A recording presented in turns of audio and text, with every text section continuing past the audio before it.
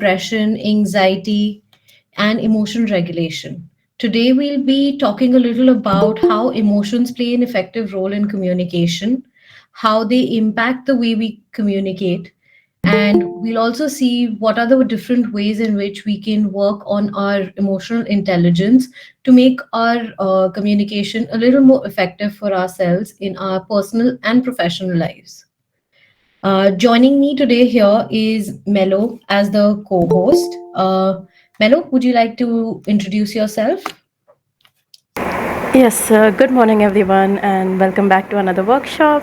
I am Melo Sequera. I am also a psychologist at MindTribe.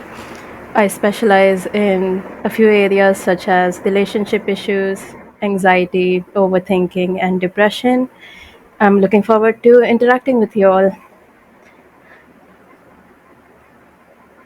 Thank you, Mello. So, before we move ahead, there are a few things that we'll talk about and then we'll take it from there. So, first of all, please do keep your cameras and mic off. If you have any questions, any doubts, you can either use the raise hand button or you can put it down in the chat box and we'll take it from there. Other than that, this is a little information that we'd like to share that today's session is being recorded and will be shared online. The PPT and the audio is only recorded, but I would like to let you all know that please, if possible, try to refrain from sharing personal information and details that you wouldn't like to be made public, and your privacy and confidentiality is of utmost importance to us. So we would like to ensure that it's maintained at all cost. So we, even though we are recording, we just like to make you aware of that. But we are looking forward to interaction, and thank you so much for your cooperation and understanding regarding this. All right, so let us start with seeing what all will we be talking about today. So, first of all, we'll be understanding what emotions are. Then, we'll be talking about what emotional intelligence is and what are the different components of emotional intelligence.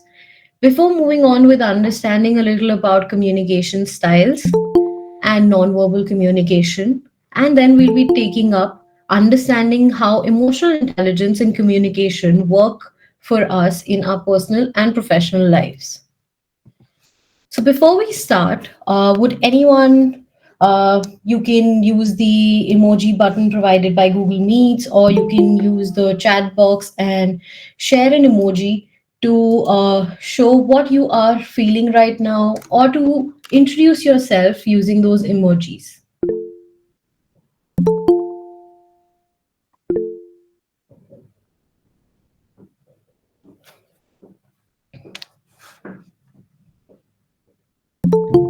All right, thank you so much for sharing that. Yes, somebody had a question. All right, so moving on, what are emotions? So let us understand what emotions are before we actually move ahead with understanding emotional intelligence. So, emotions are conscious mental reactions such as anger or fear, which are subjectively experienced as strong feelings and are usually directed towards specific objects, people, based on different physiological and behavioral changes in our body.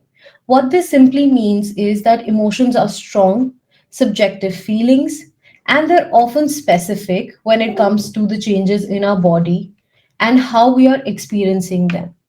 Emotions are a lot of times confused with feelings and moods, but these are not interchangeable terms. Emotions are individually different, and they are how an individual deals with a matter or how they perceive a situation, and that holds a great significance. A lot of times we have, yes, so I see there's a question about what is the difference between emotions and feelings. So, emotions are genuine mental reactions that happen. So they are reactions to whatever we are experiencing in a moment. Rather, feelings are just sensations that we feel in relation to it. So feelings can be in terms of like how we're experiencing an emotion of happiness that might bring warmth to our body, and that is a feeling that we're experiencing. So they're both different in that sense. Emotions are compromised of they have three different parts that build what one emotion is for us, and we look into it before right now. But feelings are just the sensations and the different kinds of experiences that we have in relation to the emotions.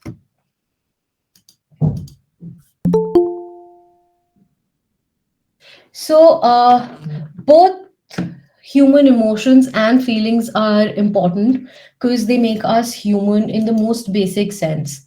And any individual who's experiencing emotions, feelings, moods, they all contribute to who we are as an individual. So, they're all equally important. All right. So, um, there are six different emotions universally that are recognized, which at the base are these six emotions, and they do interact with other situations and come up with different kinds of reactions, different kinds of emotions, which are a little more complex based on these six universal recognized emotions. First is happiness. Happiness is often expressed by smiling, speaking in a upbeat tone, and they are a pleasant emotion which gives us a sense of well being and satisfaction. Sadness is something that we all experience here and there, and it is something that is expressed either by crying, by being quiet, or even just by withdrawing from people. And sadness can develop into grief, hopelessness, and disappointment with different situations that it interacts with. Next is fear. Fear is an increased heart rate, it is a flight or fight response. It can bring up the perception of threat for us, and a lot of times it brings up an adrenaline rush for us. So it could be that by watching a movie, we feel that fear. It could be that adrenaline rush comes up for us when we are skydiving or engaging in a thrilling activity. So that fear is different situations. Next is disgust.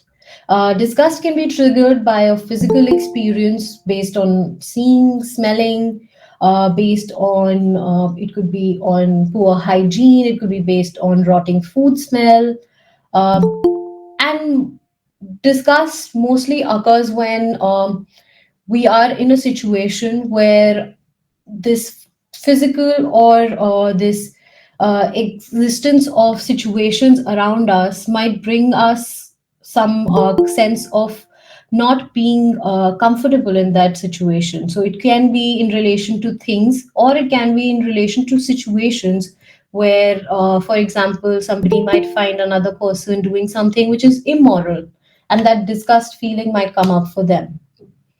Next is anger. Anger can be expressed in facial expression through frowning, yelling, or even sometimes through violent behavior. Anger can motivate us to bring changes in our life, but also it is important for ourselves to find a healthy outlet, because as human beings, in a lot of situations, we do experience anger, but finding that healthy outlet to express it is of utmost importance. And lastly, surprise.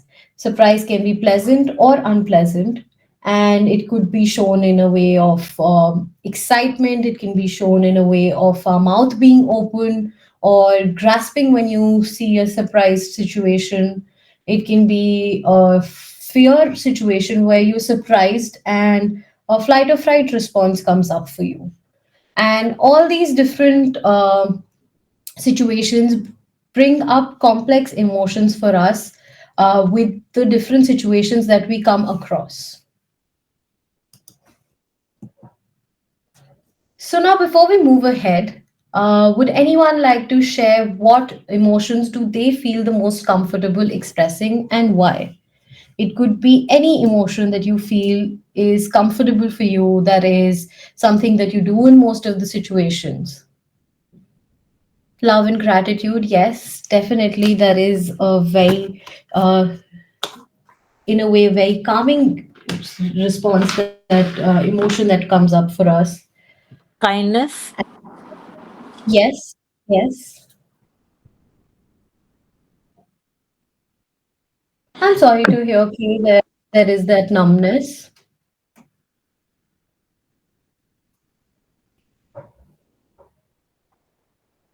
All right, I do see a few people saying not comfortable. Yes, emotions are hard, emotions are complex, and a lot of times they do make us uncomfortable.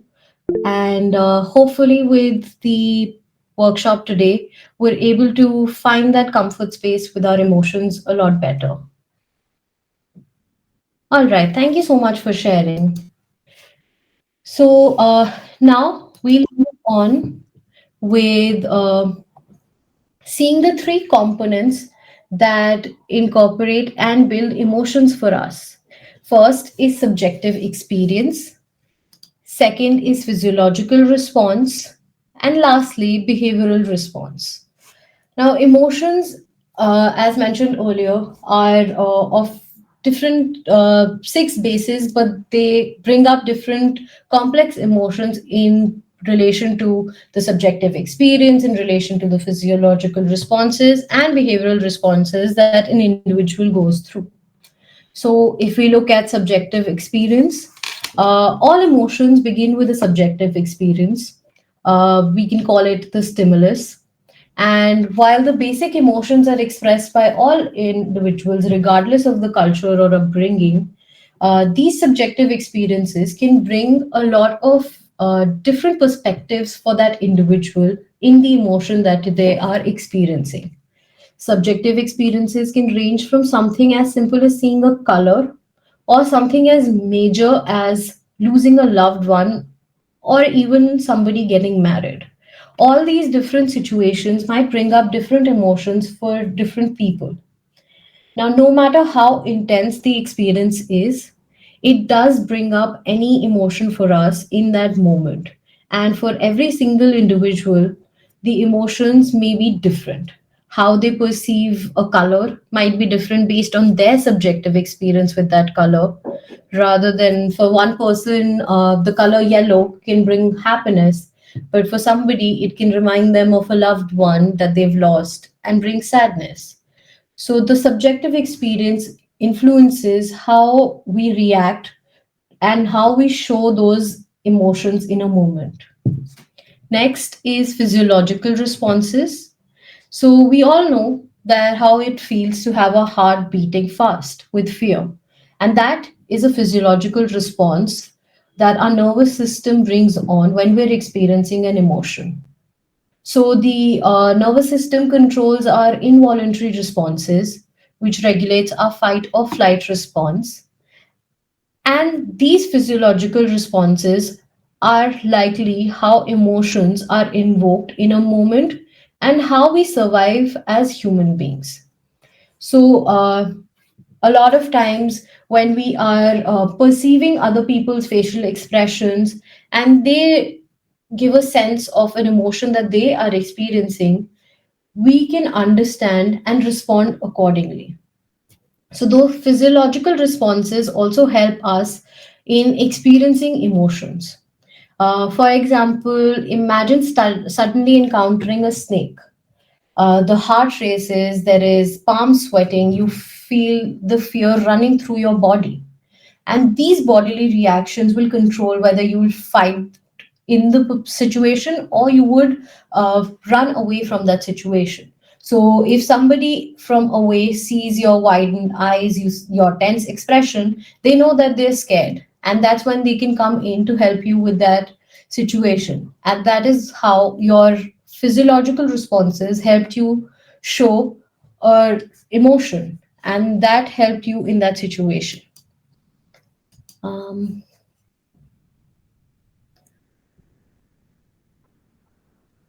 So somebody shared physiological responses is something we react to extreme conditions or we behave in a day-to-day life. So physiological responses can be something in response to something, or they can even be in our day-to-day life. Because in our day-to-day life also we come across different situations. They can be situations at work where we feel this rush. It could be situations in our personal life where we're feeling this physiological change in our body. It can be a sense of warmth that we feel. And that's how, in relation to those physiological responses, we express emotions. Yes, facial expressions and body languages are also a physiological response to the emotion that we are expressing, and it, in a lot of situations, helps individuals perceive what we are going through right now. Yes, Tanisha, you had a question. Yes, ma'am, I have a question. Yeah, I have a problem with my thoughts. Like, I don't know how to. I don't know. Like, if I am somewhere where there is something very sad in the world, everyone is sad, and there is something we feel like. So, if I lost my loved one, I don't feel like crying. I don't know why. There are so many things that is very weird for me that is happening with me right these days. Can you hear me? Definitely, Tanisha, you are experiencing a lot of emotion. Yes, please go ahead. Yes, lost one of my loved one. I'm sorry, Tanisha, I I can't was hear not you. feeling like crying. Hello, Yes, I can hear you hello. now. Hello, हाँ ma'am तो I lost my loved one but I was not feeling like crying. I want to cry, I want to react on the things, I want to perceive the things, but not just this, in front of me I'm not able to recognize people who are my family members. There I have thought problems. I don't know what it is actually.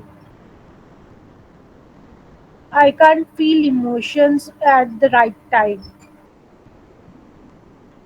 So, Tanisha, definitely when we go through a loss, a grief, our emotions, our feelings, our thoughts, they're all impacted, and they may be a delay for us in how we respond to situations. There may be a lot of time confusion with how we respond to situations. And that is because we are experiencing a loss. And that loss also brings up a lot of different kinds of feelings for us. And experiencing them, going through them, supporting ourselves through those hard emotions can help us eventually find that space where we are trying to find a new normal. I hope that helps. Okay, ma'am. Okay, ma'am. All right. So now we'll move on with seeing the behavioral response. So, what the behavioral response is, that the behavioral response is the aspect of emotions where our responses are the actual expression of that emotion that we are going through. So, they can include a smile, or laughter, or little kind of a sign that we take. It could be something that we sort of respond in relation to the reactions that are matching with our societal norms, with our own personality as an individual. So, there has been a lot of research in understanding facial expressions, because facial expressions are something that is universally recognized, and they show so if somebody is experiencing a sad situation, a frown can indicate that, and it's accepted across different socio-cultural norms with different individual upbringings. And a lot of times we see people around us respond like that to those emotions, that we also, in an unconscious manner, develop that understanding that our facial expressions show the emotion that we are going through. So even though facial expressions are important for physiological responses, they play an equally important role in our behavioral responses, and how we are feeling, how we are experiencing an emotion, and how we are showing it and expressing it. So, for example, you receive a compliment from somebody at work, and your response is a bright smile and a sincere thank you that you genuinely share with them. And that simple behavior of a bright smile helps in showing the other individual who's complimented you that you are appreciating them doing this. It boosts your mood, and it also boosts the compliment giver's mood, because they feel that their compliment has been accepted by you, all because of the behavioral response shown through your thank you, through the facial expression. And this is how these three components play a really important role in how an emotion is experienced by us as individuals. All three of these occur simultaneously for us in different ways, uh, but they do have very important aspects, each attached to it. All right, let's look at some questions. All right. So before we move ahead, does anyone have any questions? All right. Uh, so now we look at the next part. Before we go ahead with that, would anyone feel comfortable sharing? You can use the chat box, you can raise your hand and share. Uh, how would you define emotional intelligence in your own words? And there's no right or wrong way of saying it, it is how you look at emotional intelligence.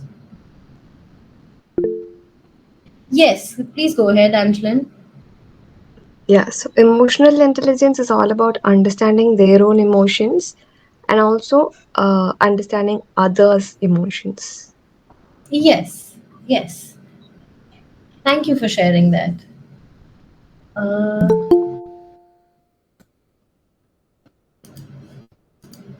yes, Abhishek, you wanted to share something? Please go ahead. I think emotional intelligence would entail a person not ending up repeating the same patterns or Mhm. getting themselves to a position where they hurt themselves. So that would be one. Yes, yes, and that is a very important part of emotional intelligence. Thank you for sharing that. So, yes, Kanchan, being comfortable with the emotions of oneself and others.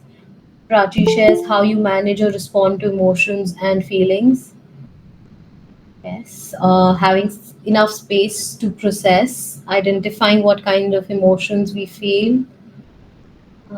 Yes, thank you so much for sharing. Yes, Dimple, you had wanted to share something? Yes. Yes, It's please how go. you deal with every situation that comes in your life, and I mean basically lead a very healthy life, and because emotions can really affect one's health and the way we have relationships also, right? Mhm. And the way relationships finally affect our life because they're social animals. So Yes. emotional intelligence plays a very big role in how we manage our day-to-day activities and how Yes. we interact with all the people around us and with ourselves, right? Both ways. Yes. Thank you so much for sharing that. Ayushi, you had something to share? Please go ahead.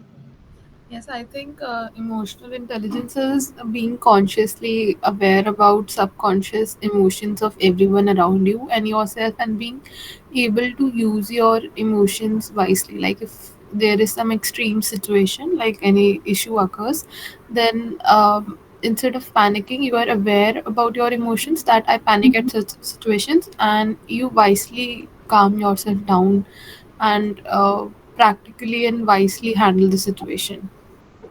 Yes, thank you so much for sharing, and thank you for everybody putting their points in the chat box.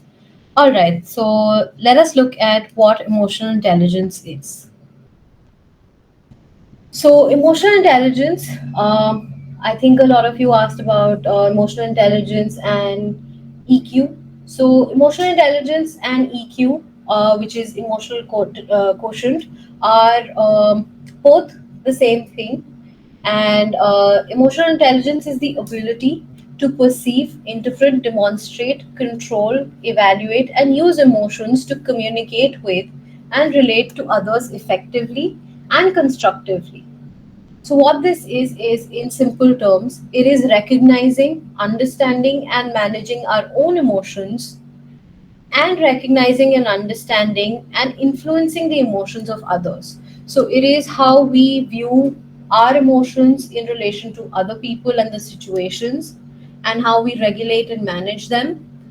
Also, how we perceive the different emotions, how we understand the different emotions that others are experiencing and expressing in a situation with us. And it is the ability to express and control our emotions, which is essential because it helps us understand, interpret, and respond to emotions of ourselves and others. So, we try and find a balance with emotional intelligence between our emotions and that of those around us. Why is it important? Because emotions, when they run high, they change how we are functioning, how we are behaving. They impact our relation to people that we are interacting with. They impact our decision making. They impact how we are functioning in a situation. And hence, understanding them, managing our emotions for the best of us, help us in being more successful, not just in our personal relationships, but also in how we are professionally representing ourselves.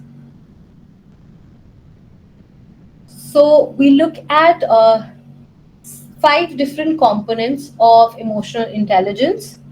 Uh, we'll understand each one of them in detail, and we'll also see at ways that we can improve these for ourselves. So, what these five components are: first is self awareness, second is self regulation, next is empathy, then it's social skills, and lastly, it's motivation.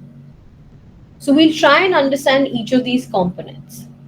Before we move ahead with understanding self awareness, would anyone like to share what, according to them, is self awareness? Yes, please go ahead. Yeah, so self awareness is about how knowing about themselves very well and also about how people perceive them. Yes, yes, definitely. Being aware of your pattern. Yes, Prachi, that is right.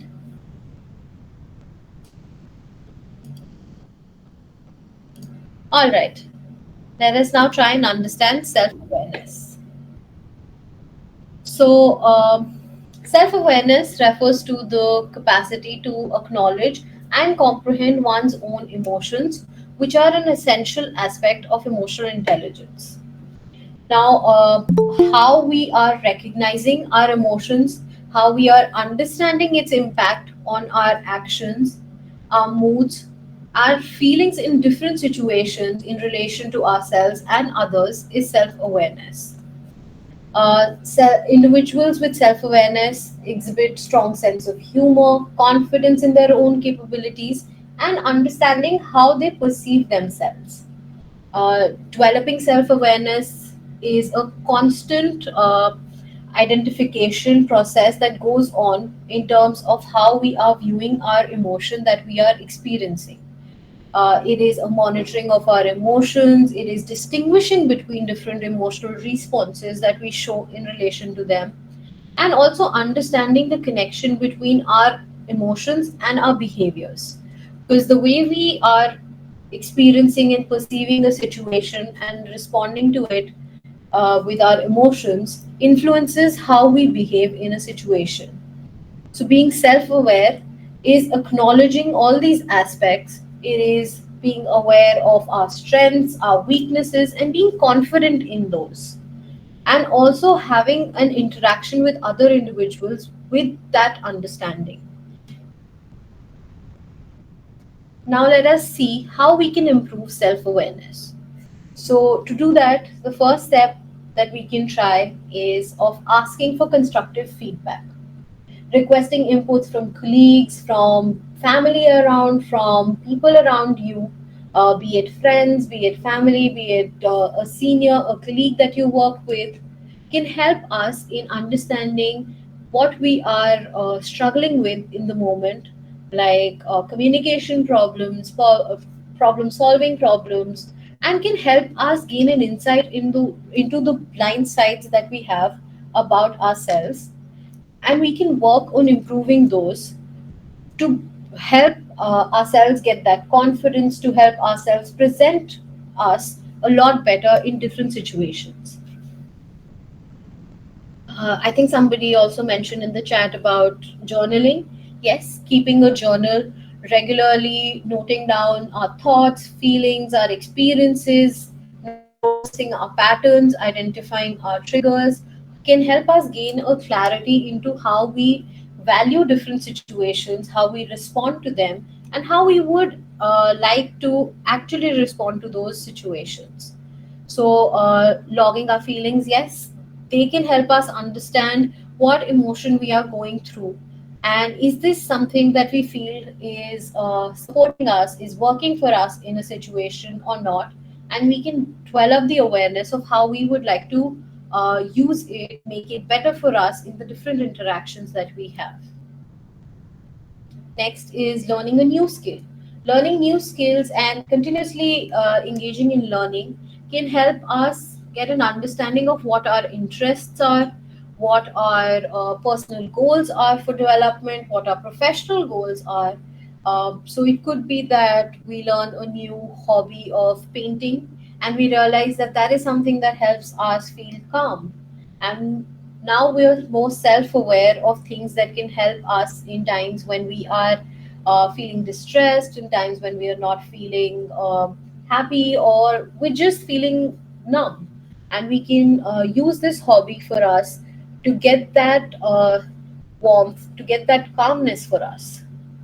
So learning a new skill can help us develop a lot more in terms of the emotions. So somebody asked, can a person with no emotional intelligence learn it? Would you like to share a little about this question?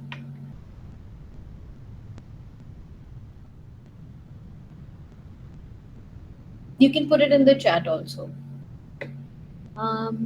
Yes, Rakshita, you had a question. How does the negative or destructive feedback affect our self awareness?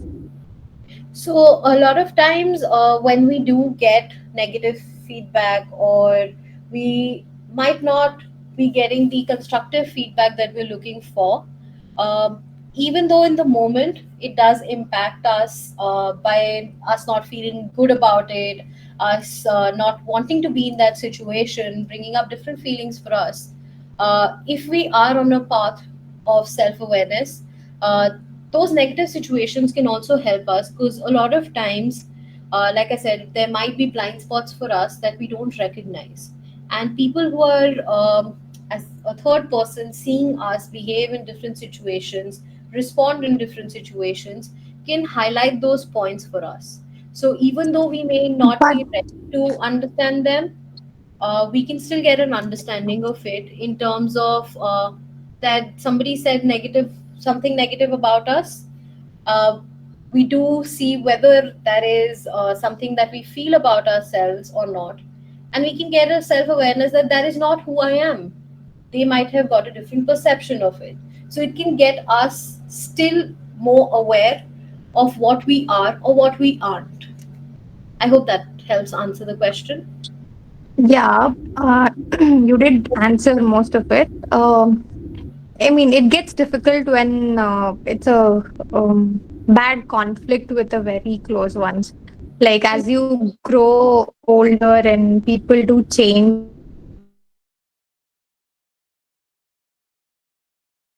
perspectives change based on our careers, based on the different jobs we take, it changes. So during those time, it becomes a bit difficult because there is a change in that equation of the bond also. So yeah, I think that is one tricky area about self-awareness. Yeah, no, definitely. Self awareness does have its own complexities that come with it. Uh, but again, even if we feel confident in who we are and we are aware of who we are and who we aren't, we're able to navigate through these situations because we're better able to perceive them. So it could be that even though right now the situation with somebody who's given us that feedback or who shared their negative view with us might strain that relationship, but that self awareness can help us navigate through it.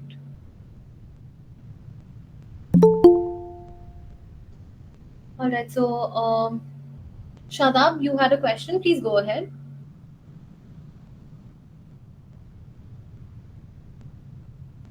Hello. Yes. Yes, ma'am. I asked that if a person is almost like I'm asking, frankly, I'm asking about my husband. We are going through a lot these days, and me, as if myself, I'm going through hard times around for 15 years of my marriage. My marriage is almost 23-year-old, and from almost 10 or 15 year I'm going through hard times because my husband has no emotional intelligence due to his childhood traumas, Mm-hmm. his father issues. Mm-hmm. There is no role model for him as a father. Yeah. So he is like, whenever I open up and I bring him issues of my loneliness and unheard and unseen in the marriage, he just shuts down. And earlier used to get defensive, but now just shuts down. Mm-hmm. And after some counseling or therapy sessions, he now says, Yeah. I'm trying. But what he says that it's difficult for me. He is almost 55-year-old. So he says it's difficult for me to learn emotional intelligence. What he does now, that he just repeats his same patterns, but the difference now is just he says sorry after that. But me, I suffers as before. So, is it there is any hope for me that he will learn? So, us as individuals, we all do have emotional intelligence, but our experiences and the different situations that we have gone through from our early childhood experiences influence how well we have been able to nurture it. So, a lot of times, for a lot of people, the traumatic experiences, the different situations that they've been through, they haven't been given the space to understand what emotional intelligence is for them. Hmm. They Hmm. haven't been able to explore it. So, Hmm. definitely, it is something which is time consuming. It is a slow process because emotions are complex, they take time. So I can't say for sure because every individual's emotional intelligence is different based on the different experiences that they have gone through. But definitely from what you shared, it does sound like that they are seeking help for it. And even if right now it feels like they are repeating the same patterns and there Hmm. is a very small change of a sorry coming after it, it is Yeah. one step in the direction of developing and understanding their own emotional intelligence. But still, he doesn't understand my emotions. The, So, yeah. when I bring up any issue, he does the same thing. But only the after I will. I feel I goes in depression, in another episode of depression and loneliness, and cry in the, to I tend to go in storeroom and cry alone there whole day, and then after a whole day he will say sorry, Mhm. I know I did something wrong, but he doesn't know what he did wrong. So definitely that is something that is very personal, and I would definitely, if it's possible for you, encourage you also to seek help either through support groups or through somebody, or even reach Yeah, out. can you suggest something somewhere, because I don't know. He's not taking any initial. He's ready for therapy and sessions, but he's not taking any initials. But can you suggest me any place or any therapy Uh, sessions, or like where we can get help? We do at MindTribe offer therapy sessions, and we'll discuss about that in the end. But definitely, if you feel that is something that you need for yourself, also, Yeah. please feel free to reach out, and you can reach out Because to either. sometimes I know I sometimes at night I don't know I will see the sun in the morning or no. I goes in that just very dark space, no? Yeah, no, I'm really sorry to hear that, and you can, like I said, you can reach out to either me or you can reach out to Mello, and we can have a discussion about this after our workshop. Yeah. So in the from the group I can get help. Yes, you can reach out to me or Mello regarding this, and we can have a chat about this. Okay, thank you, ma'am. Thank you. All right. So we'll move ahead and we'll take the questions in a little while. All right. Uh, so moving ahead, next step to improve self awareness is meditate. So meditation, mindfulness can help us cultivate a present moment awareness. It can help us be more aware of our emotions, be more aware of how we would like to regulate it. It can help us manage our stress that comes up and just focus on the moment that we are in. Uh, Next is paying attention to your thoughts and emotions. What this is observing the inner talk that goes on for you, the inner dialogue that goes on for you, and how you respond to these without any judgment. How you are better able to allow yourself to understand your triggers, your beliefs, your different views about the emotion, about the situations that you are going through. So, just paying attention to these thoughts can help us be more aware of things that we might have not taken into consideration that are going on for us. Next is practicing your passions, which is you could engage in activities that use energy, activities that are your hobby, give you joy, that give you fulfillment. It could be painting, it could be playing an instrument, it could be gardening. For some people, it's reading a book, going on a walk, or even cooking. So, finding what your passion is can help you pursue it, can help you find that space which is for yourself, where you are with your thoughts, with your emotions. Next is setting goals.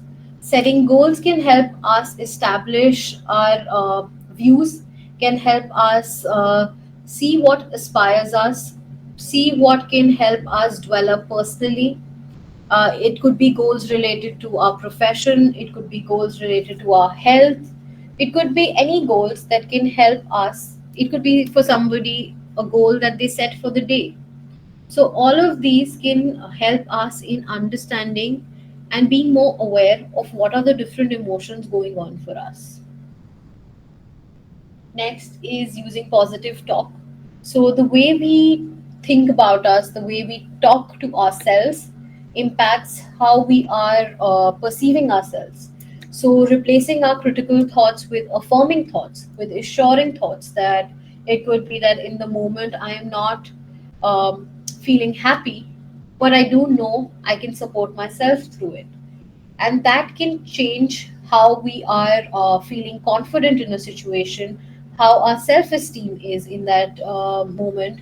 And it helps us acknowledge our efforts and our small victories, because they make a huge impact on who we are as individuals. All right, let us now move on with understanding what self regulation is. So, self regulation is not suppressing our emotions that are genuinely being experienced, rather, us emphasizing on the importance of choosing to appreciate the time and expressing them. So, it is mainly revolving around expressing our emotions in a very suitable manner. So it is not that we're letting our emotions run freely, but rather we're recognizing them, we're giving them the space to be expressed, but we're also acknowledging the time and the setting that we are in and managing them accordingly.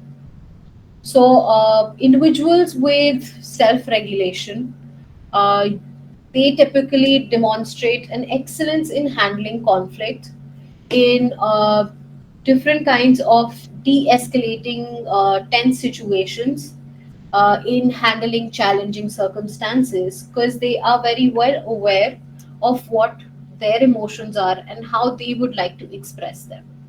So, individuals with self regulation often exhibit high levels of being uh, more aware of what is going on for them in the present moment, rather than just experiencing the emotions.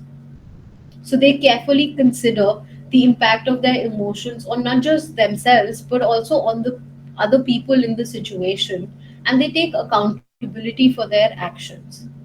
Emotional regulation is something that is learned, and people adapt their behavior in different ways, engaging with the events around them.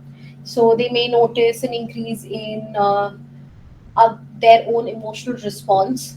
They may notice the consequences of their responses, and they also may understand how their response to a situation might bring out a positive or a negative response, and adapt to different situations based on these understandings that they develop for themselves. If a person who lacks self regulation, uh, they lack this ability to adapt, and it might be shown in ways of overreacting to situations, it might be shown in ways of having mood swings, or even having just general emotion outbursts and being quick to respond to situations. One of the major things that plays a role in self regulation with our emotions is stress.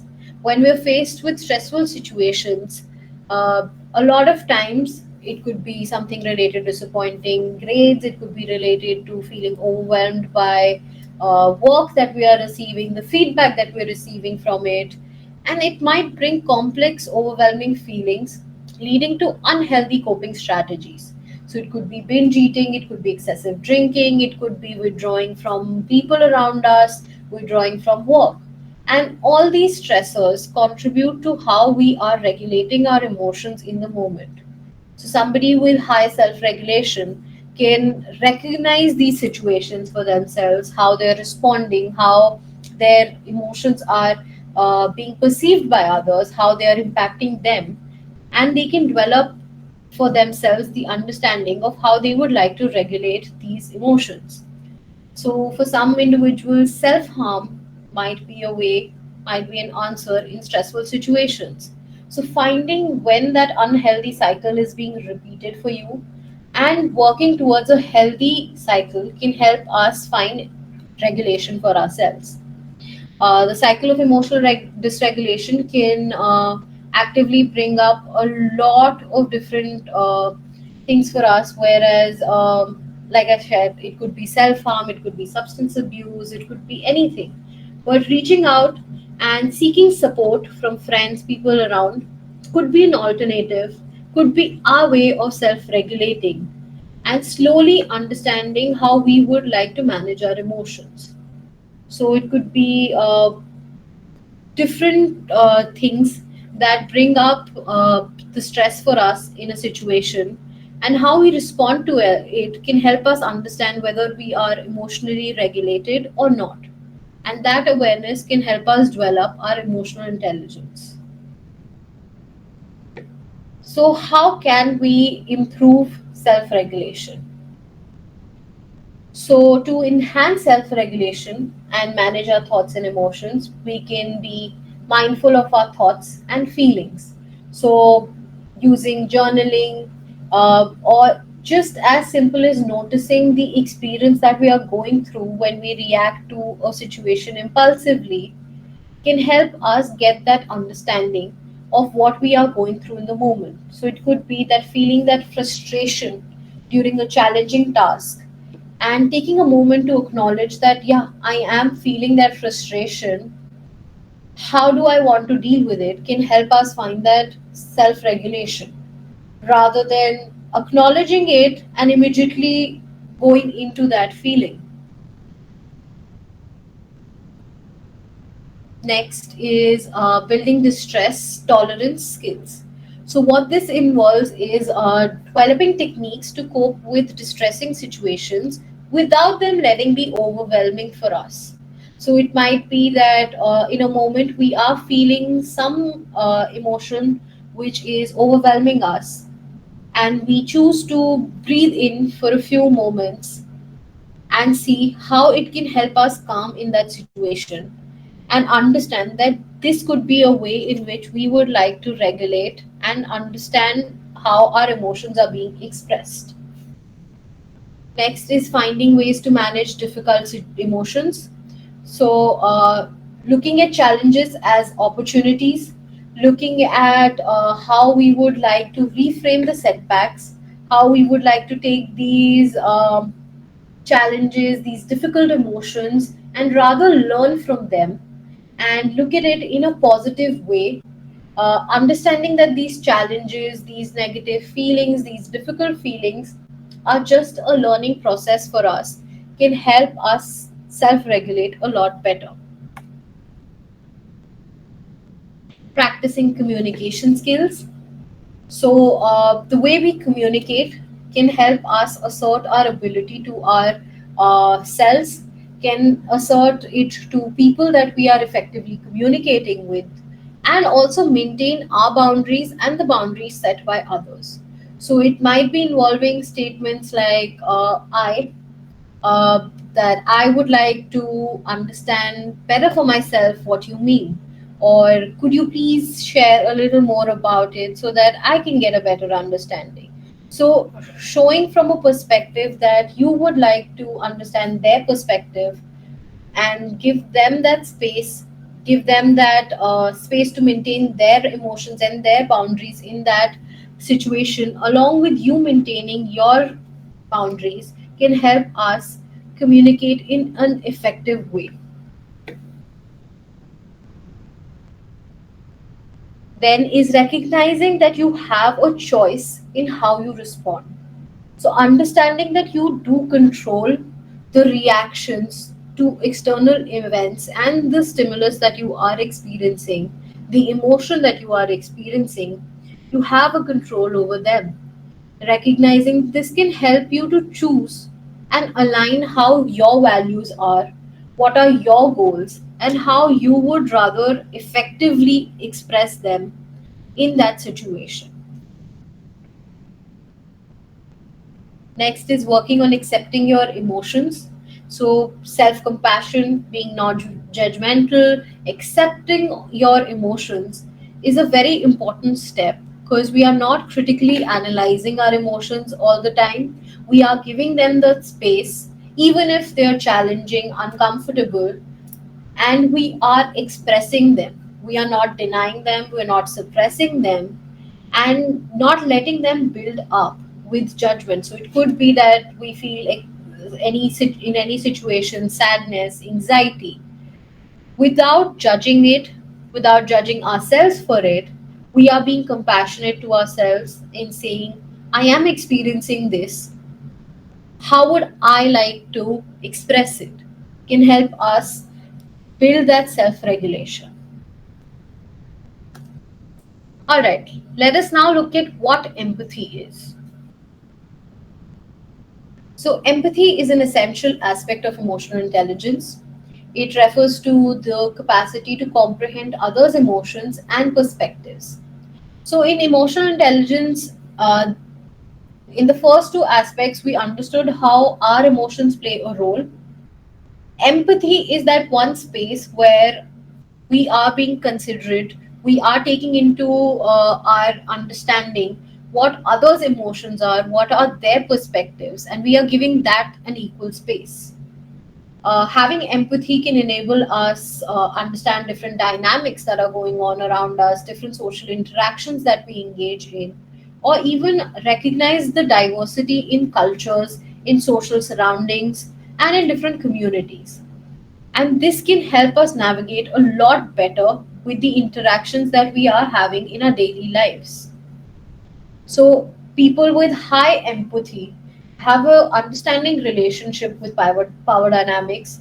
They grasp how well they are affected by emotions, behaviors. They make their skills very refined in terms of interpreting different situations, and they're able to communicate in response to them. Uh, the recognition and adaptation is a very important aspect of empathy. It helps us give that equal space to other individuals in the situation that we are with. Now, how can we build empathy? Uh, we can do that by being willing to share our feelings.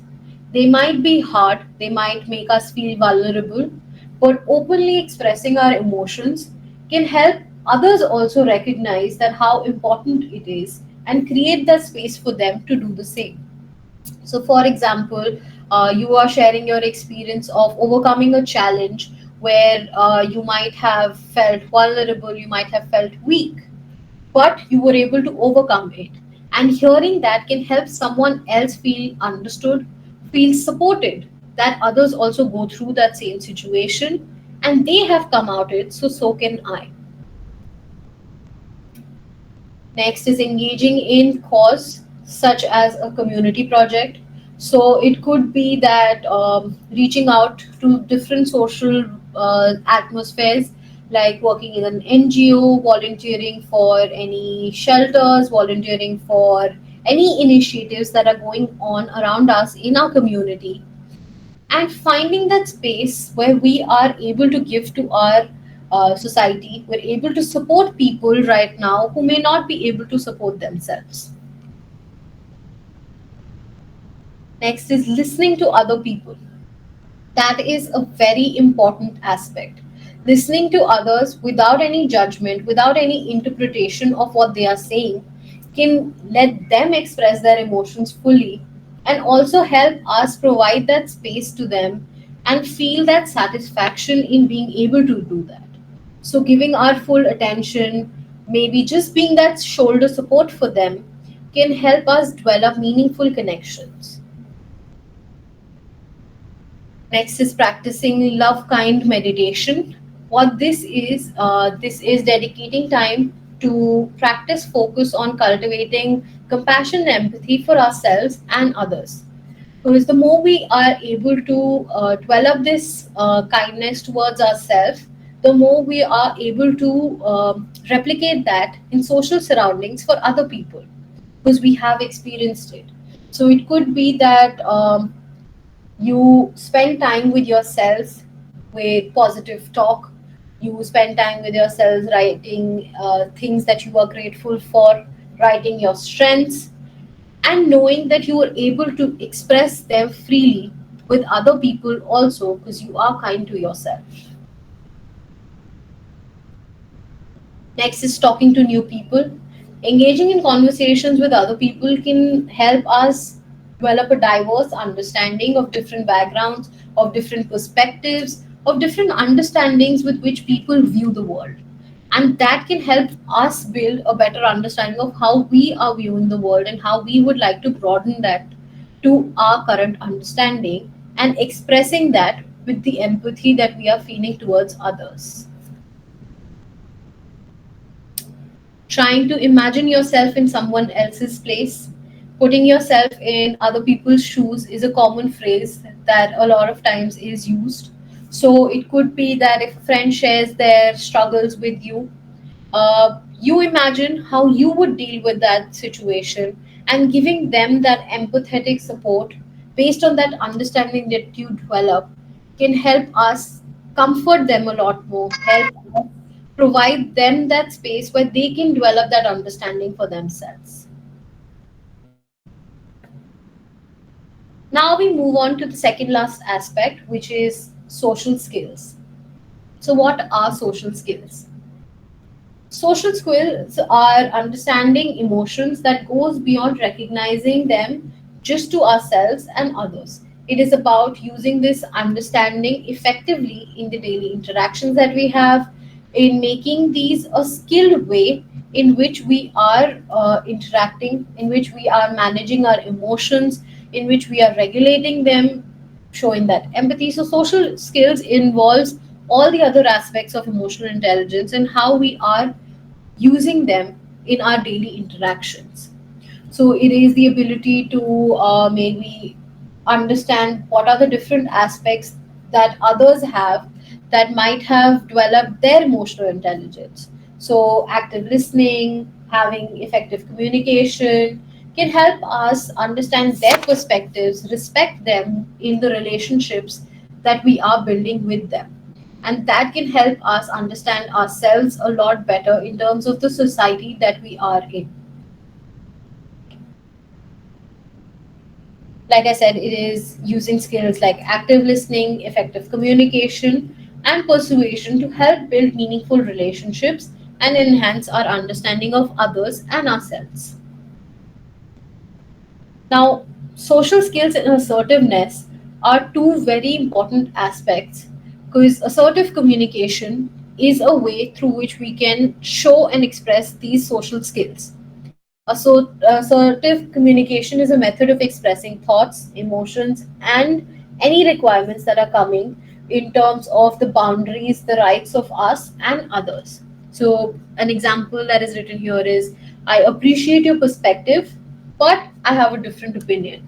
So, we are being respectful, we are being considerate of the other person, and we are politely also giving ourselves that space. And that is an important social skill, because we've heard them, we have acknowledged them, but we're also putting our emotions and ourselves in that situation. These skills help us navigate through different social situations, through different situations that we come across in our professional lives, in our personal lives, and hence impact our well-being and our success. Some benefits of assertiveness and social skills are, they enhance our communication. So the people with high assertive communication and understanding of how their skills are, in terms of listening to people's thoughts, in terms of acknowledging them, can help in cultivating effective communication, can help in acknowledging and accepting their point of views, but also putting ourselves in that situation. It can help us clearly communicate our points, prevent misunderstandings, prevent conflicts that might not be necessary if the communication is done effectively. It helps us cultivate respect for others and ourselves. So, assertiveness is equal representation of our own boundaries, our own rights, and communicating them, as well as having that respect for other individuals' boundaries and their understandings. Next is, it boosts self confidence. The more we are able to assertively communicate, the more people are able to recognize the confidence, the clarity, and that gives us that assurance, because our needs are being understood, our opinions are being understood, because we're able to communicate them in a very effective manner. And lastly, it facilitates effective conflict management. So, in a lot of situations, conflict resolution is something that can be managed in a very open manner where we are able to listen to others' viewpoints, we're able to mutually reach a solution, and we're able to find what are the strategies that can help us further in our future conflicts because we have been able to recognize our strengths in that moment. How do we improve social skills to reach that assertive communication space? First is asking open ended questions. So, having questions like, what did you enjoy the most about your weekend with a friend, can give them that space to openly ask, openly share what they have gone through. So, having questions which are not a simple yes or no questions can help them share their experience and feel validated in that meaningful relationship. Notice other people's social skills.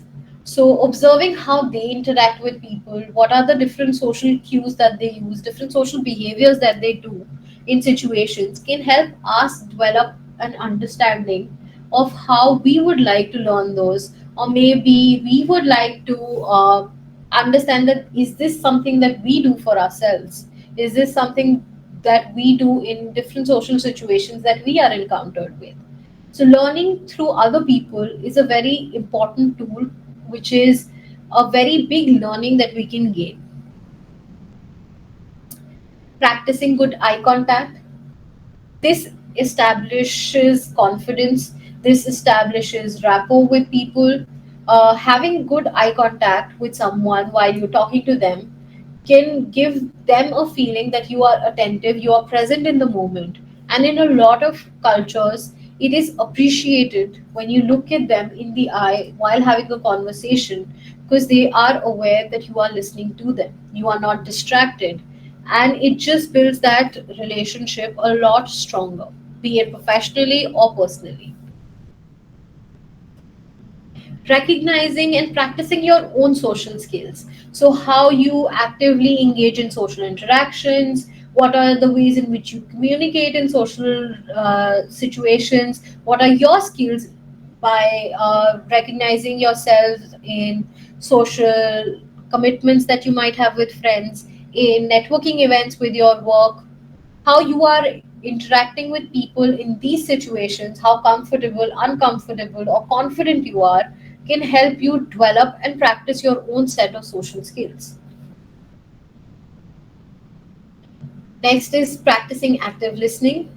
I think we've spoken a lot about it, and active listening is a very important tool because it helps us show attentiveness, show our empathy, and it reflects on the speaker that you are there to listen to them, you are giving them that space.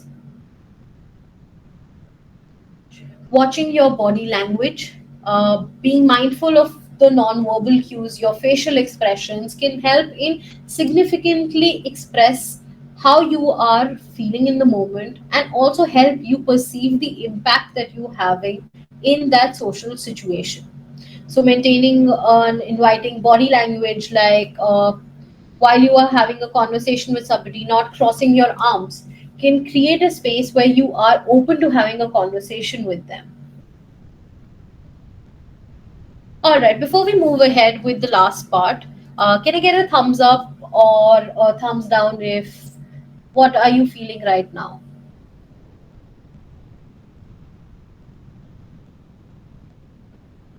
All right.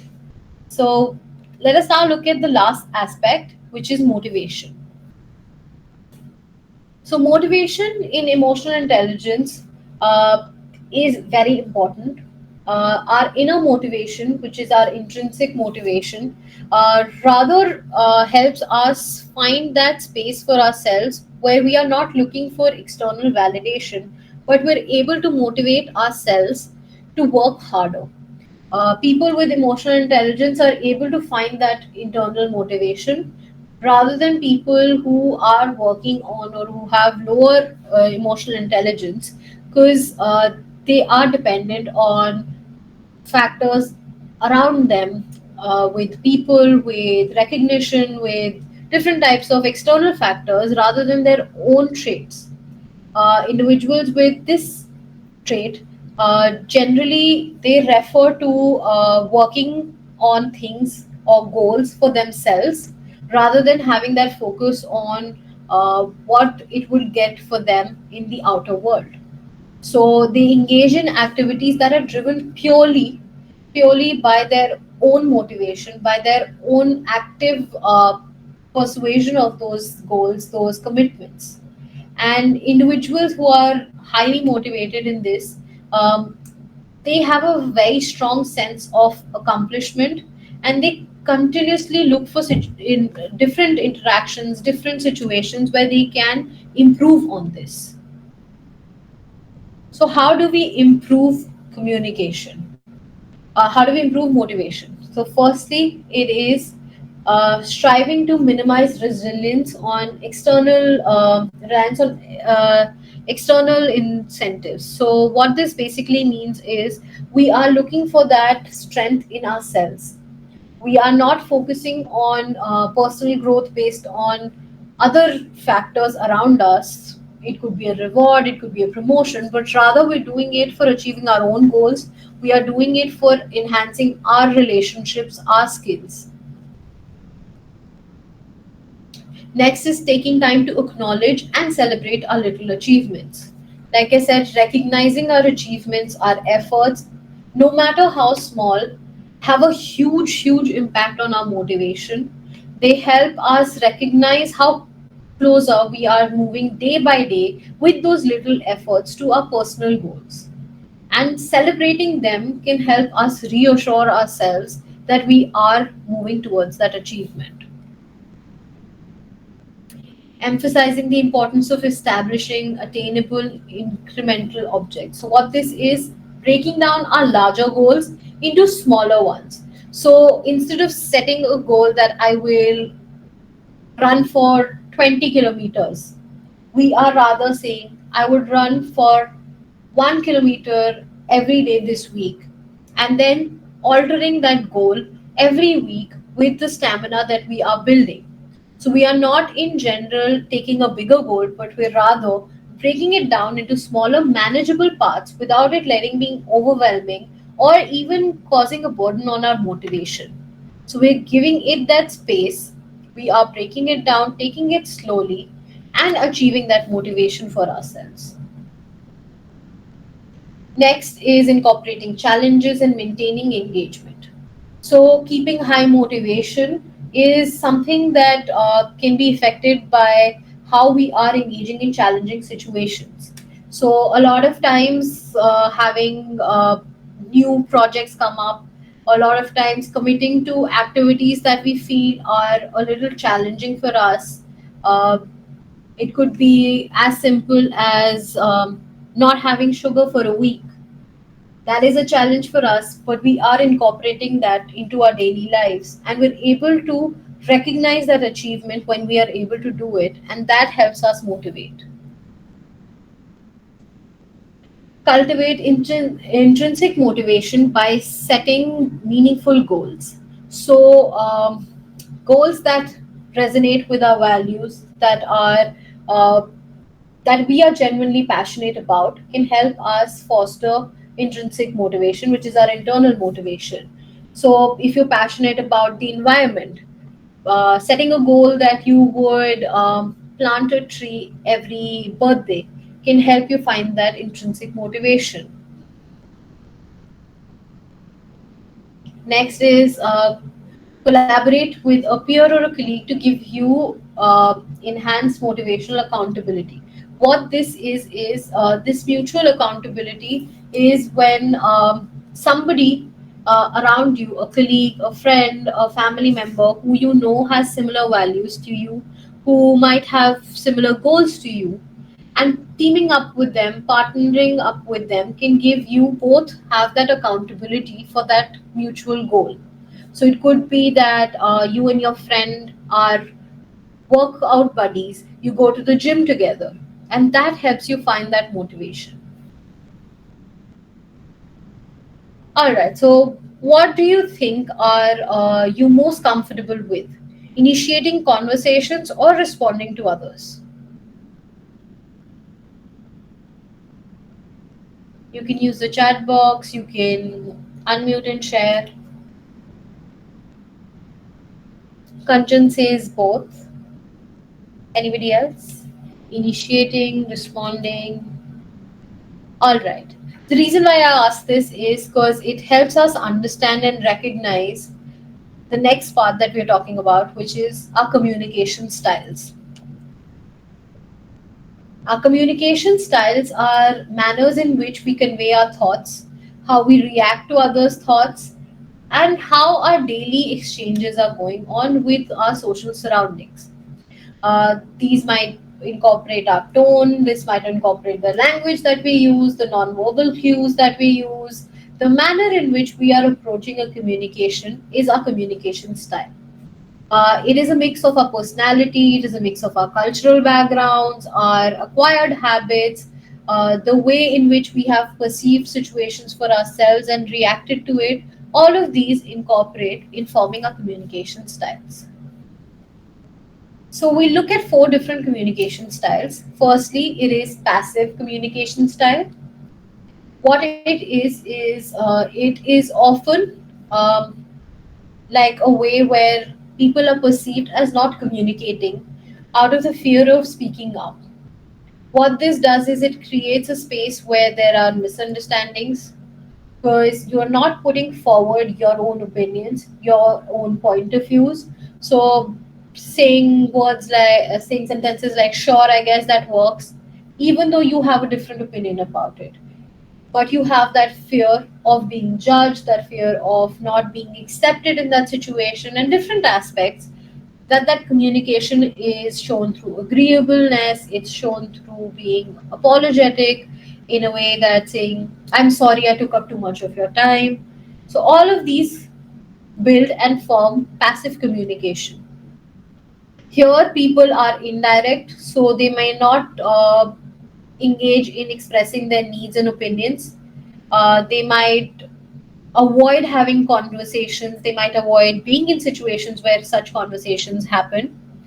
Next is people pleasing. So they agree with what people are saying and do not prioritize their own needs. So they struggle to say no. Next is being apologetic. So being overly apologetic for situations which is beyond their control or which has nothing to do with them, just to avoid conflict and maintain harmony. Lastly, overlooked. They feel ignored, they feel undervalued, and this is because they have never spoken up in situations and people are not considerate of their feelings because they have never been shared. What are the drawbacks of this? What this style of communication does is it may foster resentment towards ourselves, towards our environment because we feel helpless. Next is it might damage our self esteem, our confidence, because we have never been able to express our thoughts and never received any feedback on it or any way of understanding whether they are accepted or not. Relationships might suffer because there is a dissatisfaction because you have never shared your concerns, you've never shared your needs. So there is dissatisfaction from you and the other individual.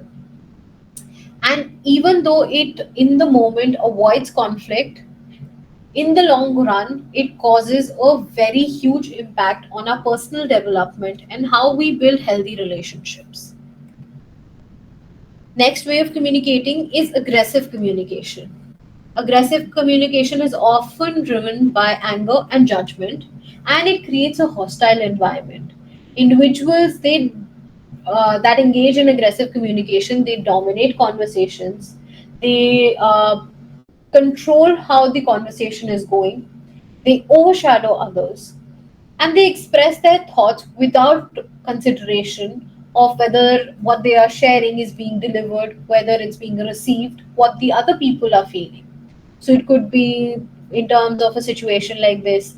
Uh, Somebody is in a meeting, you are brainstorming, and Using aggressive communication, the individual says, "Stop interrupting me, can't you see I'm talking?"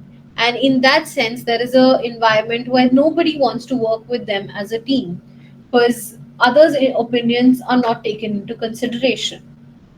Uh, Usually, people who engage in aggressive communication, they display feelings like being direct. So even though they are directly sharing their feelings and thoughts, they are not considerate of other people, and that is more damaging than finding a space where you're able to communicate with recognition of other people. Next is, even though they are expressive, they overshadow others, they disregard others' feelings, and they dominate those conversations, making it difficult for other people to have a communication with them. It becomes a one way of communicating. Next is dominating. They assert control, they assert authority, they establish dominance over others through their body language, through their tone, through the way they are using words in a communication. Next is controlling. Aggressive communication leads to them controlling people, manipulating them, or coercing them to match their opinions. And this style of communication impacts us as it hinders our relationship building. It often creates a negative environment around us. It causes a space where eventually retaliation takes place against them, hence isolating you. Next is passive aggressive communication. This involves indirectly expressing negative feelings, leading to confusion and resentment. Even though it is a balance between passive way and aggressive way, where uh, a lot of times negative feelings are expressed, but not so strongly, it does create frustration amongst people who are engaging in that conversation with you. uh, Even though this style appears as it's a relaxed way of communicating, like here how it says, "I'm not saying anything, but someone didn't follow the agreed upon procedure." So you are sharing your negative opinion, but you're also trying to cover it up by saying, "I'm not saying anything." And that creates confusion, that creates a lot of manipulation from you. And in a lot of situations, it might make you feel powerless. These type of communication are indirect, so subtle ways of communicating through either your non-verbal cues, through either having very small sarcastic comments can be expressed. Sarcasm, definitely, it is a passive aggressive way of communicating. Sometimes, definitely, sarcasm is used by a lot of us, but people who use only passive aggressive communication use it to an extent where they vent out their frustration through these sarcastic comments. And they do not create an environment which is light, but rather a hostile environment. Next is dishonest, because there is a sense of manipulation, a sense of trying to create a space where you are trying to develop agreeableness from other people without showing that you are actually trying to do that. Next is self enhancing. So, in a lot of situations, people like this uh, try to boost their egos, try to improve their self image, try to defame others to push themselves in a higher position. Drawbacks of this are they fail to communicate effectively, it creates misunderstandings, it creates lack of productivity in your situations, and it damages and in a way causes a strain on trust that is being built in different relationships. Lastly, let us talk about assertive communication. So, assertive communication combines confidence, it combines respect, it combines positive feelings towards your own way of understanding, and also that of other people around. So you are building healthy relationships, you are actively self-aware, but you are not uh, in a way dominating different conversations because you are expressing yourselves but also giving space to other people. So it is something like just a second. It is saying something like, I appreciate your input and I also have something to add. So you are recognizing them, you are giving them that space, you're acknowledging them, but you're also putting your points forward. These are direct, these are confident, these are expressive and empathetic. Because through this style of communication, you are communicating your points, you are confident in yourself, but you're also giving other people that space. And what this does is this boosts self assurance, it enhances your self worth, it builds meaningful and strengthened relationships, it helps you solve conflicts, and a lot of different things. So we'll quickly look at what nonverbal communication is. Nonverbal communication refers to transmitting messages without using our words. So it can be our facial expressions, our eye contact, the way our body is in a situation, the tone that we use, everything is nonverbal communication. Yes, simple. Body language is also a very important part of nonverbal communication. These are different types of nonverbal communication. Facial expressions like smiling to show happiness, gestures like moving our body in agreement, so a nod can show that we are agreeing to people. Body language, how we are postured in any communication, can help non-verbally show our stance.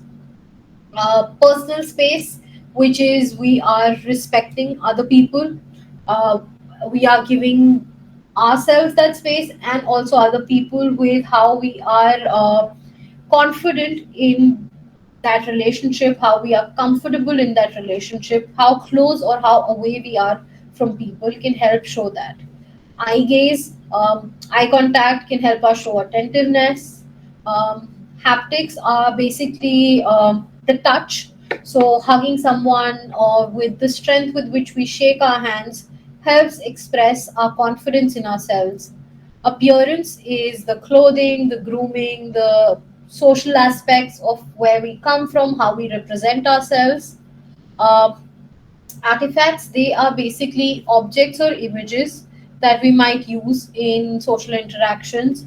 So, how well we are presenting things that are close to us can help communicate that we are open to that relationship, we are sharing and trusting in that relationship. Paralinguistics. Yes, Dimple, you had a question.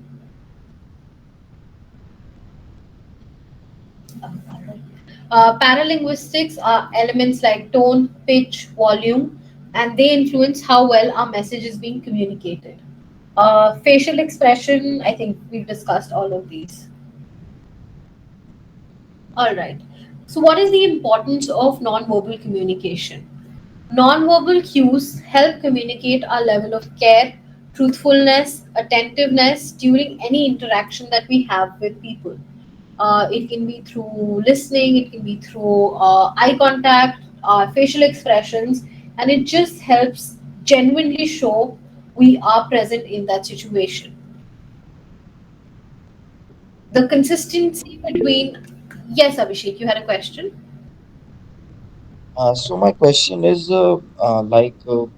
there's this point in non-verbal communication that we call eye gaze. Mm-hmm. So the problem in today's social context is between this intergender communication.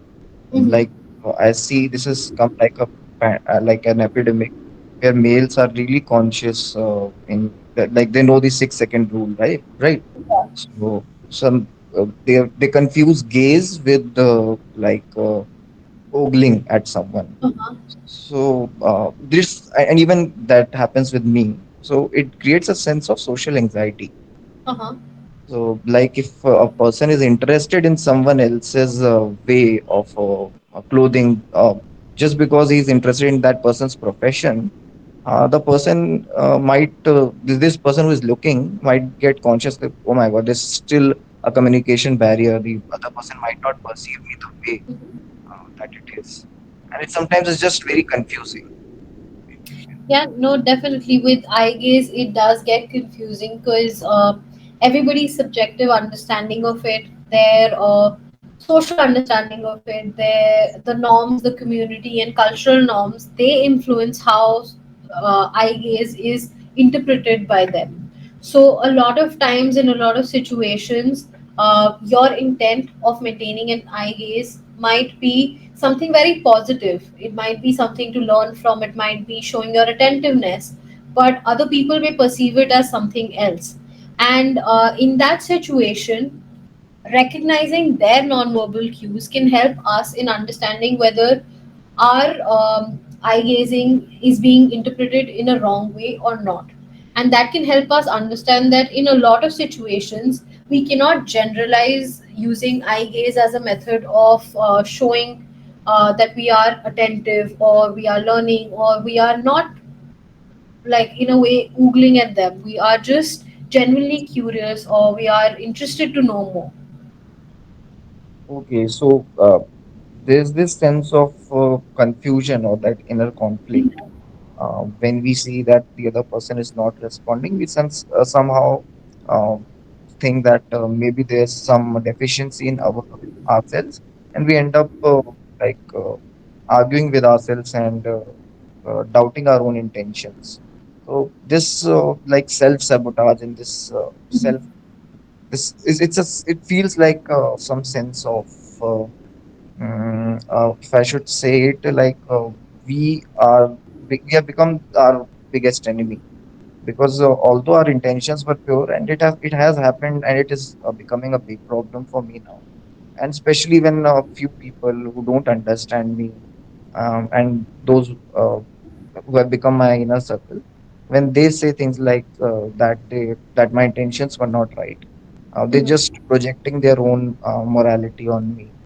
uh, so when that becomes the self criticism becomes heavier, because it's their thoughts and self criticism, already the self criticism due to the not so positive response that I got from the other person. So yeah, I mean, it's upon them, the other person also, right? If they're interested or not. Yes, But definitely. it always ends up becoming about me. Yeah, please. Yeah, no, and I get it. It is hard because the way others respond to these situations also impacts how we are viewing ourselves. And it could be that in these situations, when that self critic is very strong for you, finding those little strengths for yourself, finding that reassuring statements for yourself that your intent was clear, being aware of what your intent was, being aware of with what emotion you were in that situation, with what way you were responding in that situation, can help you find an answer for that self critique. Mm, thanks. It was helpful. All right. Um, so, again, consistency between our non-verbal signals and spoken words can definitely help foster trust, clarity, and rapport in communication. This consistency helps other person also know that you are with them in the conversation, in that relationship, and you are trusting them and hoping for that trust in that relationship. And lastly, improving communication skills involves becoming more attuned to both your nonverbal cues of others and your own. So, paying attention to how other people are, their posture shifts, their tones, can help us being aware of how our nonverbal cues are being perceived by them, being received by them, and we can refine our communication accordingly. So, now what do you think, based on whatever we've discussed today, is the importance of emotional intelligence in communication? Yes, please go ahead, Ayushi. We can communicate more mindfully. Yes, yes, definitely. Yes, Rakshita. I think it makes the conversation more effective and avoid certain conflicting situation. And also, it helps us to have a better feedback mechanism for ourselves. And sometimes it helps us to break those stereotypes. Like, I think the generation is changing nowadays because of social media, and the way we are brought up is different than our older generations. And now, with the buzzword of Gen Z and the younger ones, it is like a constant change which is happening, and probably being able to adapt and know about all of this with an emotional connect will make it a better conversation and a better place also. Yes, definitely. Thank you so much for sharing that. That is a very important point that you highlighted. So some people have mentioned communication helps us to express our emotions in a healthy way, gentle way. Yes, definitely. The more we are emotionally aware of what is going on for us, the more we are able to communicate that in an effective manner.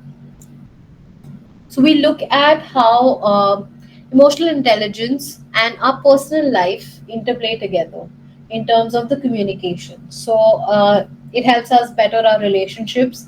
Emotional intelligence and communication deepen trust, connection.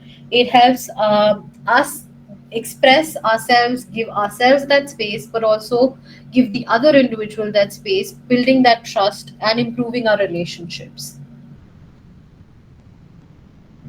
Next is conflict resolution. So, emotional intelligence enables us to regulate our own emotions and empathize with the reflections of others, their perceptions. So, it helps in a way, working towards a constructive resolution of that situation. It helps us in actively communicating, and openly expressing our thoughts, but being assertive in the way we do it. So other individual is also able to express that, and we build that strengthened relationship with them. And lastly, greater well-being and resilience is developed. Enhanced well-being is developed based on how emotional intelligence and effective communication support our mental health. They support our resilience. They foster happiness and fulfillment. The way we are effectively communicating with others and expressing our emotions, we are not suppressing them, we are not denying them, but we are seeking support when we are needed. We are building those social relationships, we're building healthy coping strategies for ourselves because we are authentic with our emotions.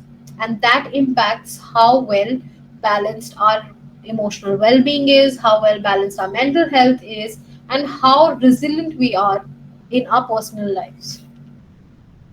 Now, let us try and understand how emotional intelligence and professional communication work.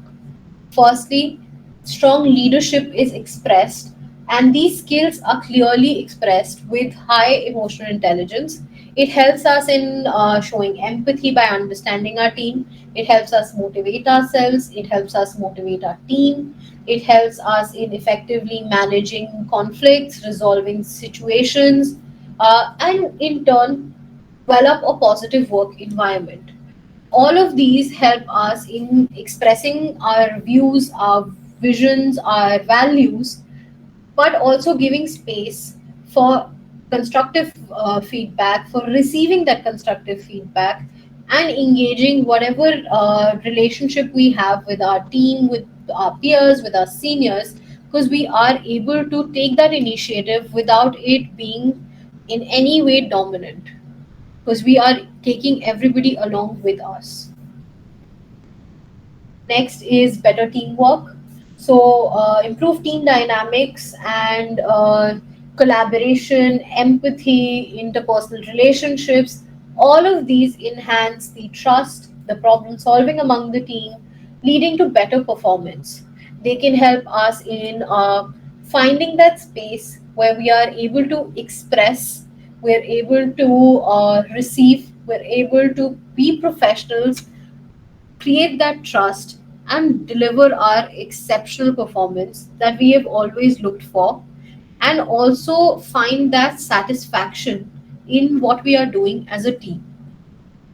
And lastly, enhancing client satisfaction. If you're working in any field or where we are interacting with people on a daily basis, any service field, any field where we are providing services to people, emotional intelligence and communication help us in building that professionalism.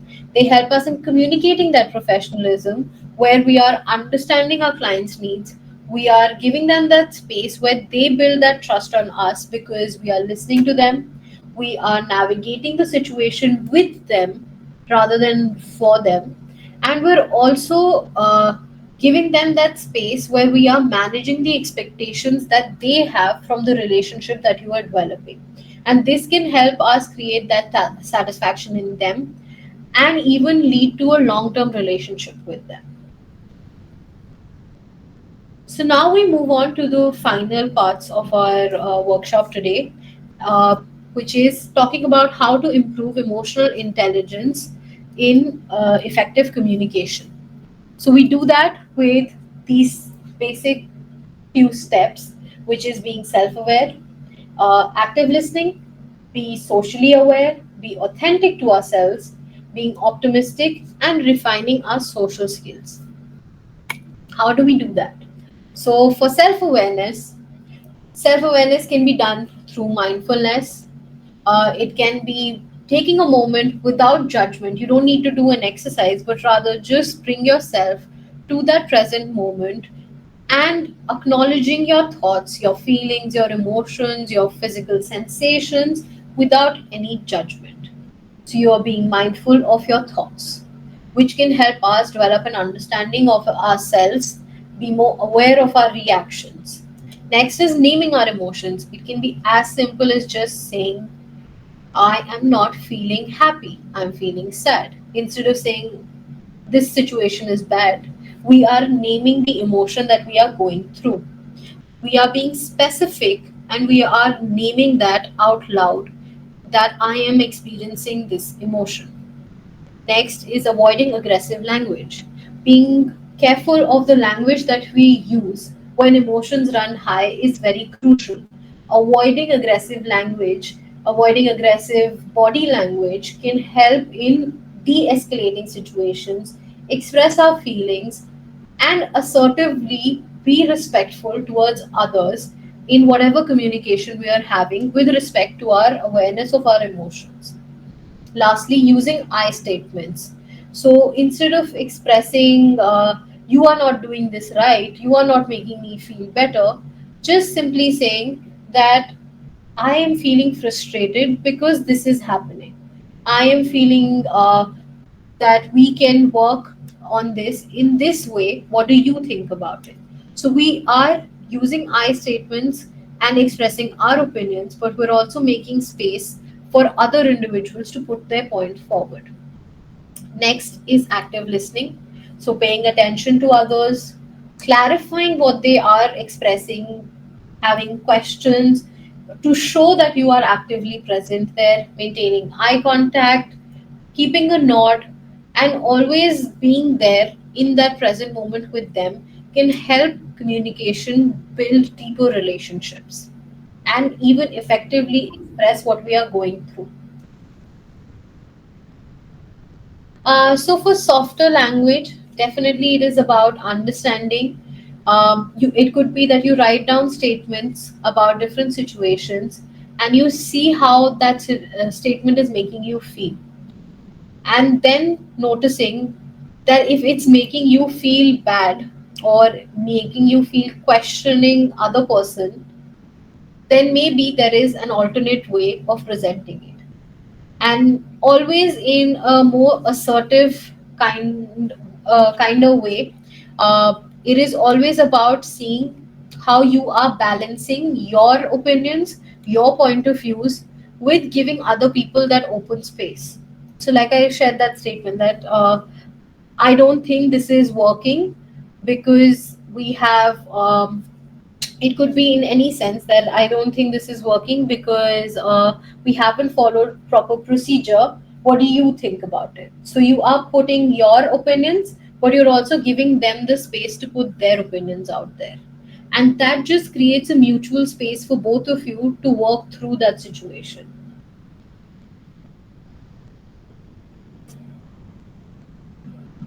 All right, next is being socially aware.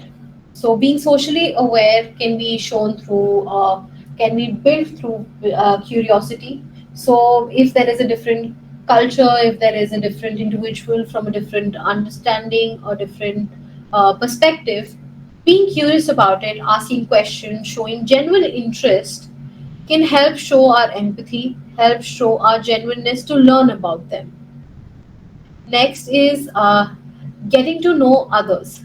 Learning about others' backgrounds and challenges helps us build empathy and connection. Seeing others' perspectives. Empathy helps us in seeing their point of view, being compassionate towards them, and rather learn from that to see and understand for ourselves whether that is something that we would like to incorporate. And lastly, empathy, which is um, just providing that space and that trust in yourself in that relationship towards the other person, where you are being kind to yourself but also giving the other person that space where they are able to interact with you, be it a social relationship, be it a social commitment that you take on in any environment. Next is being authentic, being true to yourself, honoring your thoughts, being self aware, being resilient is very critical in communicating how we are using our emotions for effective relationship building, for effective development of ourselves personally and professionally. Setting healthy boundaries, asserting your needs is very important because self respect can help us grow in a huge way. Next is asking for help. Seeking support definitely creates a space where we are showing it to others that we are mature enough to seek positive relationships, to seek help, to accept that right now things are not going our way, but we are ready to accept that and we are open to learning from others, which brings us to the next point, which is being open because we are trusting our vulnerabilities and we are open about it. Next is being optimistic, expressing gratitude. So, acknowledging others' perspectives, acknowledging your own perspectives, and being thankful for it can help us be positive, show that empathy, build that resilience. Because we are remembering our smallest achievements also, and we are grateful for it. Next is viewing challenges as learnings. So, again, challenges help us build resilience, open space for communicating and developing our problem solving skills, learning new skills from other people because we are effectively asking for that help. Next is appreciating co-workers. So it could be appreciating co-workers, it could be appreciating your family, anyone that is around you, because it helps them feel that they are heard, they are seen, and it helps elevate your emotional intelligence because you're able to recognize that and express that. Lastly, refining our soft skills, which is listening. Active listening helps build deeper connection. Feedback, receiving and giving feedback can help build self awareness, strengthen our relationships. Collaboration. Collaboration can help us work effectively with individuals around us, build cooperation, and important skill of empathy. Conflict management can help resolve situations in a very assertive and developmental manner rather than it leading into something very big where we are feeling lost, where we are feeling strangled, but we are able to use our emotional intelligence to navigate it effectively. Resilience, overcoming challenges with resilience can help build emotional strength, adaptability, and it is a key aspect to emotional intelligence because we are using all the different components that we've learned about to help support ourselves. All right, so this brings us towards the end of our workshop today. MindTribe, we offer counseling services at different rates, and you can check out our website mindtribe.in to know more about it. We do have various packages that we offer, so you can check them on our website. And any offers or anything that comes in regarding our workshops or our personal one-on-one sessions, you can check them in coming days on our WhatsApp group. Other than that, affordable counseling is something that we work towards, we strive towards. We also offer free group therapies, which is 12 weeks therapies, which happen every day of the week, and you can check out and see which ones are there. And lastly, we have a wide range of resources on our YouTube page and on various blogs, and you can check out our social media page for that. And for any queries, any assistance, you can reach out through the email ID or through WhatsApp. And if you wish to talk more, you can reach out to either Mello or me. All right. Thank you so much for joining in. If anybody has any questions, please feel free to ask.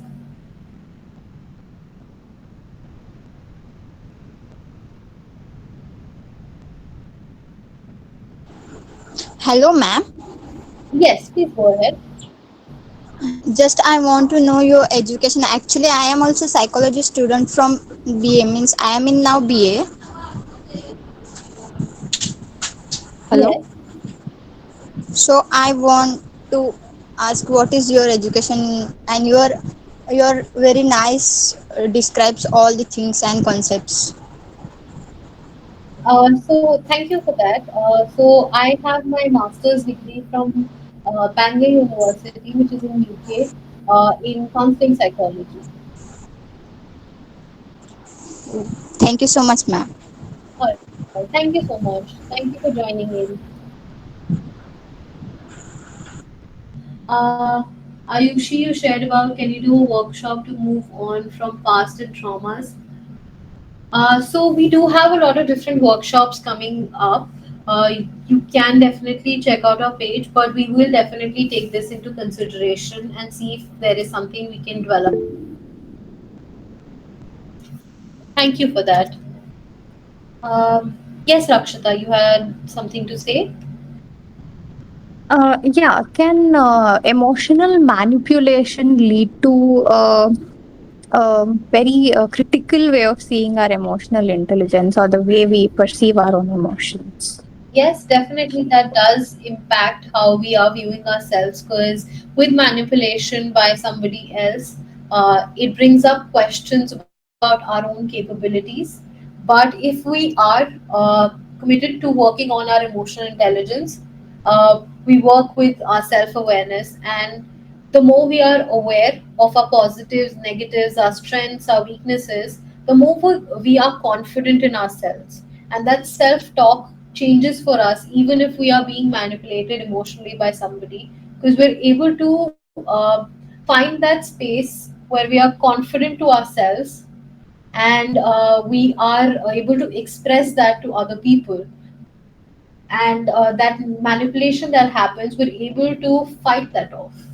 I hope that answers your question. All right.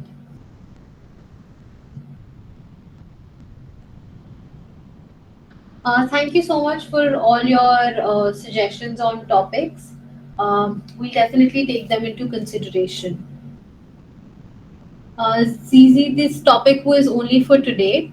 Uh, but if you would like to have a repeat workshop on this, you can definitely get in touch with us and let us know about it.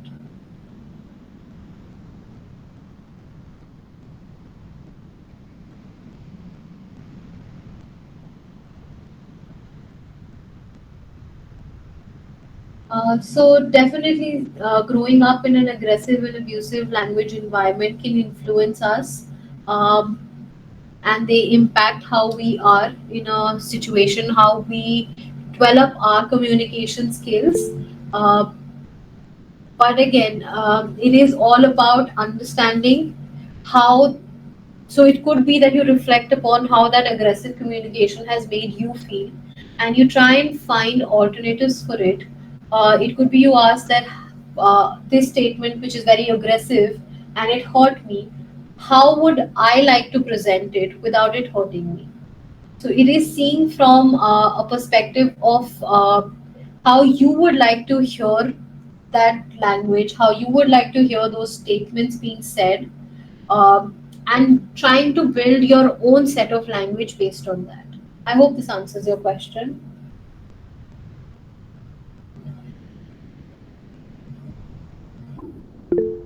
Yes, please go ahead.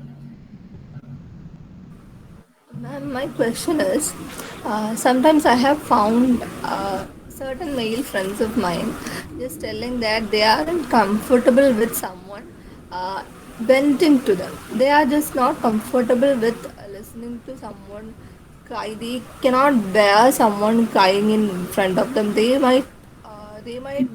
cannot listen to someone's worries, sitting detached, being detached from the other person and just listen to them and console the other person. Sometimes I had felt that uh, at least I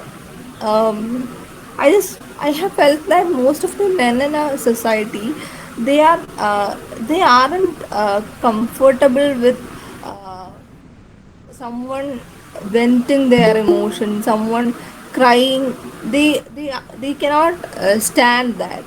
And why is it that, what might be the possible reasons that would uh, that would be the reason for men being unable to listen to someone uh, venting their emotions, um, and how can what can be done so that these people, it will be helpful for uh, um communication between such people, with such people.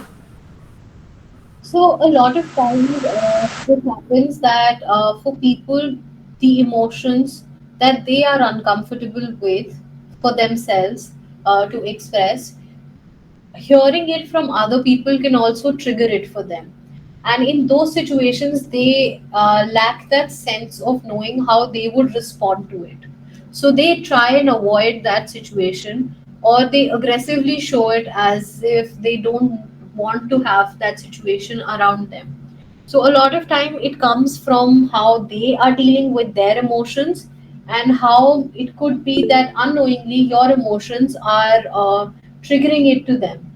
So definitely we cannot change how other people are, but we can work towards finding space for ourselves in terms of seeing, are there any other relationships around us, are there any support around us where we are getting that space. So it could be that if we have multiple relationships with family, friends, people around us, not all of them can provide us that space, but it is all about finding that one relationship where we are able to find that space to communicate all of these.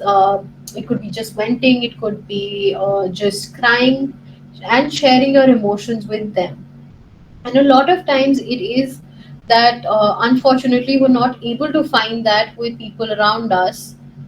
We do have alternatives. We have support groups, we have therapy where we can reach out for these spaces where we're able to just vent and express our emotions. Thank you, ma'am. So, Zizi, you can get in touch with me after the session and we can chat a little about this.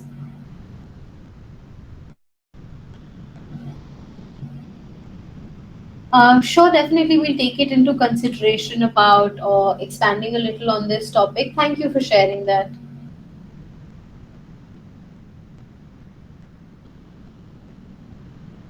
So, Shraddha, definitely how other people are around us does impact us a lot. It does bring up a lot of feelings for us. Uh, Finding that calming space can be either through mindfulness, so we just follow basic breathing for us in that moment. Uh, We are acknowledging that we are not happy in that moment, we are stressed in that moment, we are anxious in that moment, but we're also giving them the space along with finding that breathing space for ourselves. So, first step would be to acknowledge how you are feeling, naming it out loud, what you are feeling, and then working towards finding that calm space. So it could be with breathing you find that calm space, it could be with an activity, with a hobby, that you find that calm space. So it is about seeing what that calmness, uh, where what situation brings that calmness up for you. I hope that helps. I'm not sure we can have a workshop for 12 weeks. For 12 weeks, we do have group therapies, but definitely, like I said, we'll take all of this into consideration, and if any of this works out, we will definitely let you know about it. All right, then. Thank you so much for joining in today. Uh, all of you have really helped make this workshop a really interactive session. So thank you so much for joining in, and I'm really sorry for delaying the session till 2 o'clock. But thank you so much for joining.